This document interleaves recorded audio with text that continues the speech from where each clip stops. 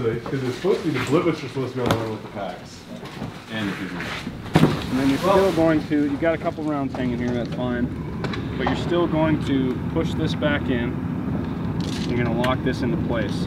So yeah, you got a couple rounds hanging here, but if you remove this safety arm and then pull the trigger, it'll kick out all the rounds, all the live rounds and the leaks. All right, so that direction is south. That's the Mohmand Valley. If you can see the white mountains, those are the spin gars. On the back side of that is Pakistan. This like little high ground right here, we call that PT Hill. On the back side of that is Peha Valley. And from Peha Valley, it'll open to Bagdara Valley. And further east is the Bandar Valley.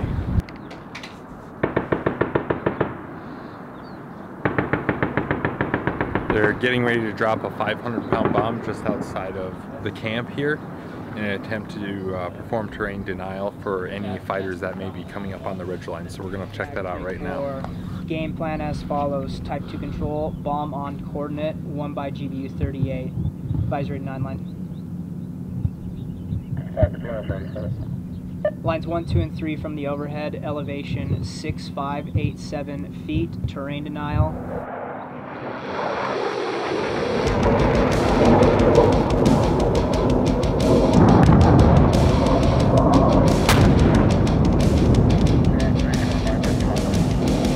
Charlie on me. Cotton is often called to meet with commandos stationed in the area. As a Special Forces soldier, he's expected to work by, through, and with local nationals and foreign militaries. But overcoming the barriers in language, culture, and training can be frustrating. There's a dude up the road. He said he killed a civilian. He's mad at him. The guy won't let him arrest him. He wants us to call him up here and talk so he can talk to him too. He also said a civilian hit an ID in the valley. He doesn't have an exact location and he doesn't have an accurate sit rep on everything that's going down, so that dude, it's always like that. It's always random back and forth, everything. I need. He'll never provide any accurate information. Some of the guys are really good and they're really like factual when they speak, and they'll action all intelligence. That dude normally just talks and asks for stuff.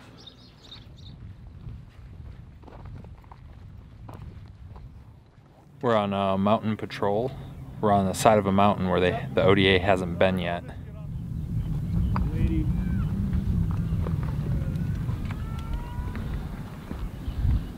There's multiple caves out here, and some kids, but also some military-aged males walking around on the side. Okay, we're gonna take a quick little leader's recon.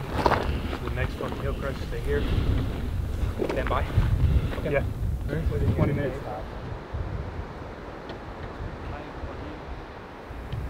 Yeah. How big? Maybe a meter and a half. Meter? Well, there's been shot at quite a bit, and you've never been able to find who shooting at. Yeah. And they're fucking everywhere. There's just holes everywhere. Cotton and his team are preparing for a mission into the Bagdara Valley, but need the help of a local Afghan militia leader who controls access to the area. Although he's technically a local police commander, he has a controversial reputation because of his ties to the Taliban. Despite this, Cotton needs to strike a deal with him. So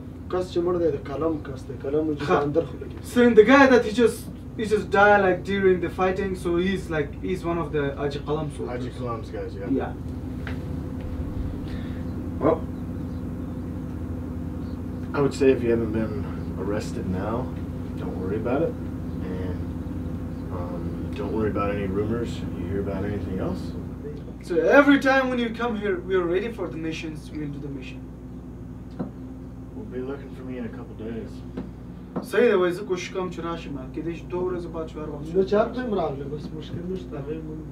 worries, we are ready. So we are ready for the mission. All right.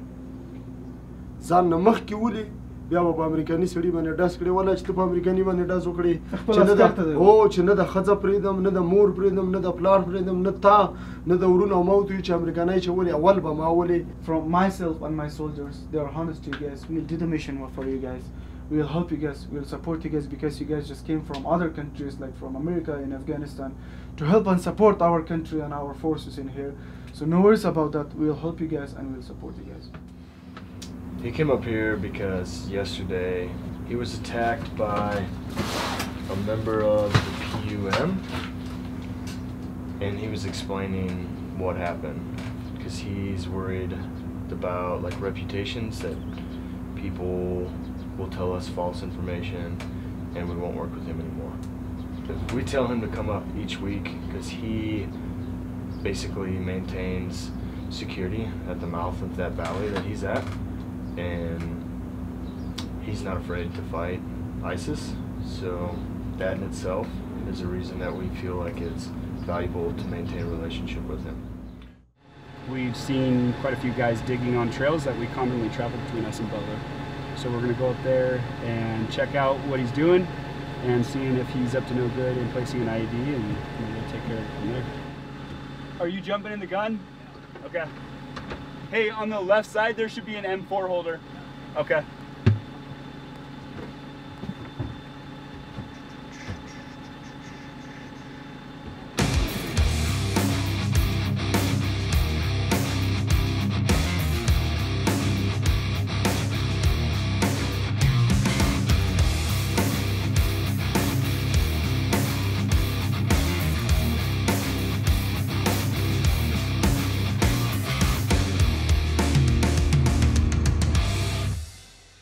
They had observed 2 military-age males digging in a trail between us and Butler, and that they were seeing them implant something or place something within the holes and put dirt in bags and carry it back down the hill.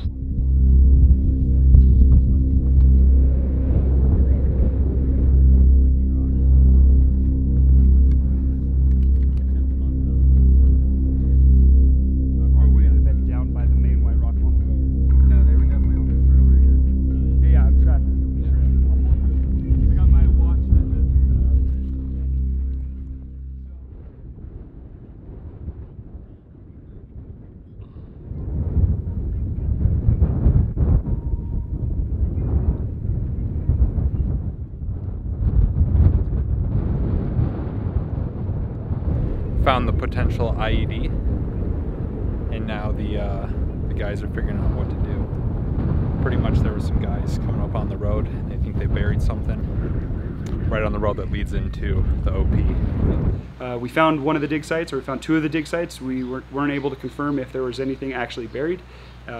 We got a grid of the area, and then we'll go back with NMRG and make sure to clear that and make sure there's nothing in there that's the issue.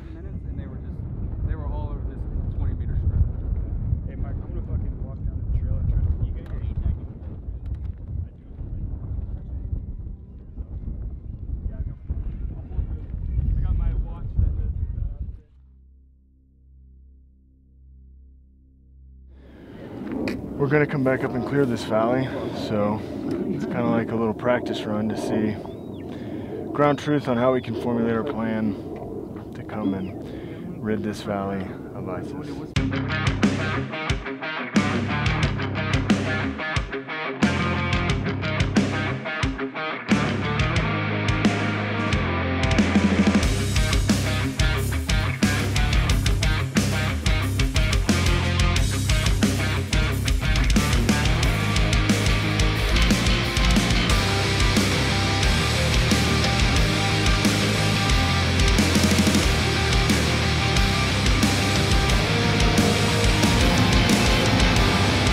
Just dismounted vehicles. We're getting ready to go on an S&O mission, which stands for surveillance and observation. Going to be going up on a ridgeline that directly overlooks a valley that ISIS currently controls. So could get hairy, but there's only one way to find out.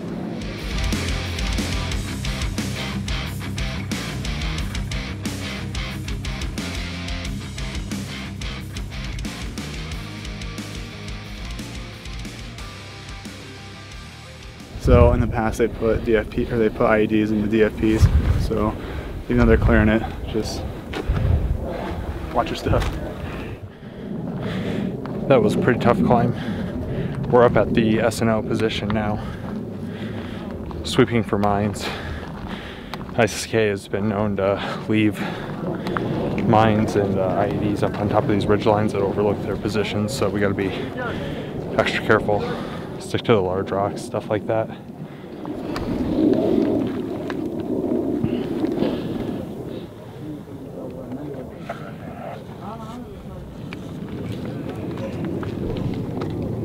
.822 for the compounds behind it, and then near the center you have what I call green windows, because they're all green window frames. That's sitting at 980.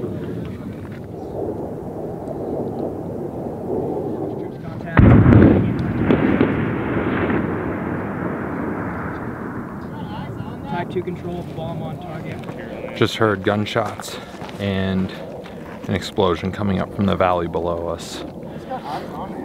American troops have taken contact in this valley every single time they've came to it. This is an ISIS stronghold.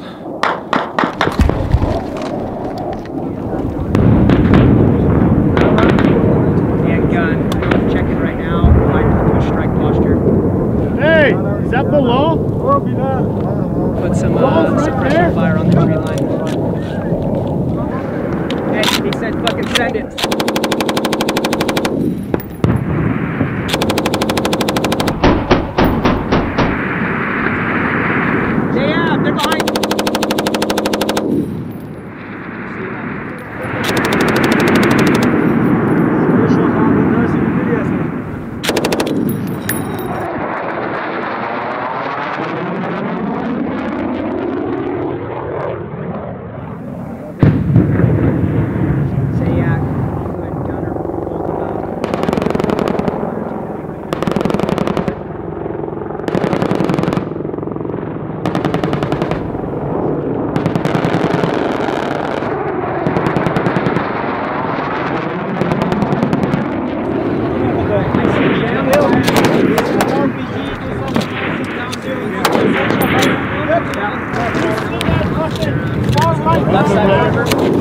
Left of the river, there's a building that's facing us. Closest one to us. And need you to push yourself to the forward portion of the gun. Then you have to push yourself to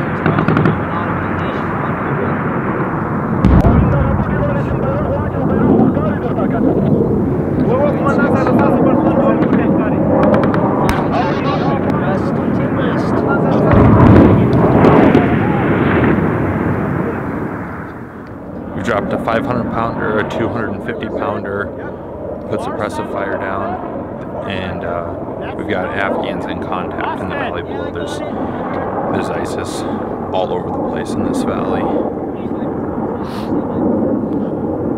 So far, so good. It appears that an IED might have been hit by the ALP down off. That was a ways away. It's right there, Dennis. taking contact.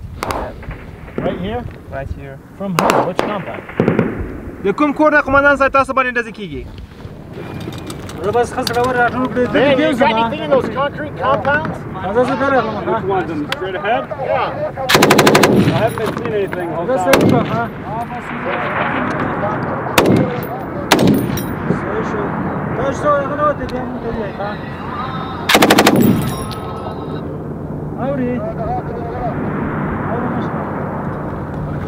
Hey, did they hit an IED? Yeah.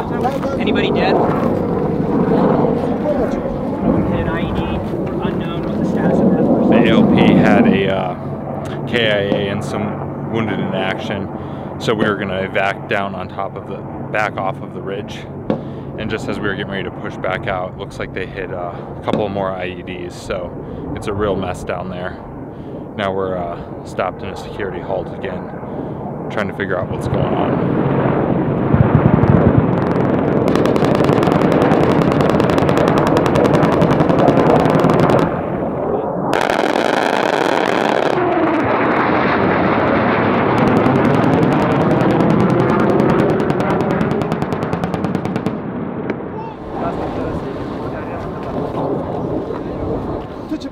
This